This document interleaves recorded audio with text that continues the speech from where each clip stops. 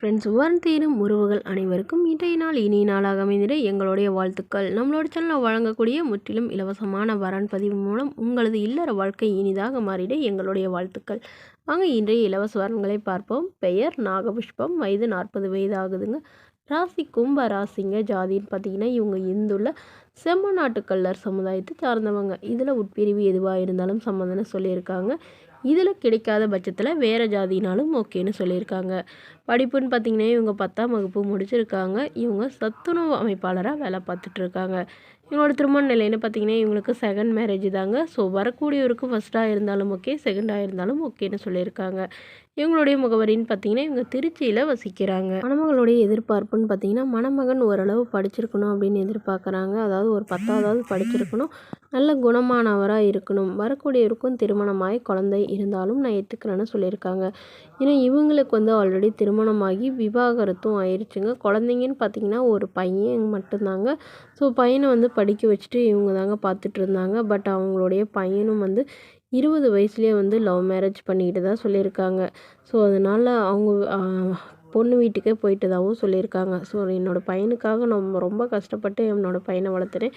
அவனே என்னை விட்டுட்டு போயிட்டான். அதனால் எனக்கு ஆதரவாக யாரும் இல்லைங்க. அதனால் எனக்கு இப்போ வரக்கூடியவராக தனக்கு நல்ல ஒரு துணையாக இருக்கணும்னு எதிர்பார்க்குறாங்க. ஸோ தன்னோட ஃபோட்டோ கொஞ்சம் மறைச்சி போடுங்க, நேரில் கேட்குறப்ப கொடுத்துருங்கன்னு சொல்லியிருக்காங்க. இந்த மணமகளை உங்களுக்கு பிடிச்சிருந்தா கீழே உள்ள வாட்ஸ்அப் நம்பரை தொடர்பு கொள்ளவும்.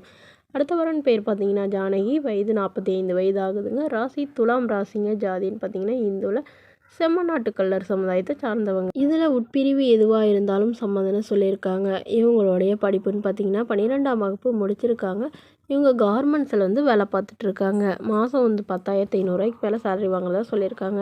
உங்களோட திருமண நிலைன்னு பார்த்தீங்கன்னா இவங்களுக்கு செகண்ட் மேரேஜ் தாங்க. ஸோ வரக்கூடியவருக்கும் 2ஆவது மனமாக இருந்தாலே ஓகேன்னு சொல்லியிருக்காங்க. ஸோ வரக்கூடியவருக்கும் திருமணமாகி குழந்தை இருந்தாலும் ஓகே, என்னோடய குழந்த மாதிரி பார்த்துக்கிறேங்கிற மாதிரி சொல்லியிருக்காங்க. இவங்க திண்டுக்கல்லில் வசிச்சுட்டு இருக்காங்க. மணமகளுடைய எதிர்பார்ப்புன்னு பார்த்தீங்கன்னா மணமகன் நல்ல குணமாக இருக்கணும், குறிப்பாக எந்தவித கெட்ட பழக்கமும் இல்லாமல் இருக்கணும் அப்படின்னு சொல்லியிருக்காங்க. ஏன்னா இவங்களுடைய முதல் கணவர் ரொம்பவே குடிச்சிட்டு இவங்கள சந்தேகப்பட்டு ரொம்ப டார்ச்சர் பண்ணதுனால தான் விவாகரத்து பண்ணிட்டு தான் சொல்லியிருக்காங்க. இவங்களுக்கு குழந்தைங்கள்லாம் எதுவும் இல்லைங்கிறதுனால இவங்க ஒரு குழந்தைய தத்தெடுத்து வளர்த்திட்டு இருக்கிறதா சொல்லியிருக்காங்க.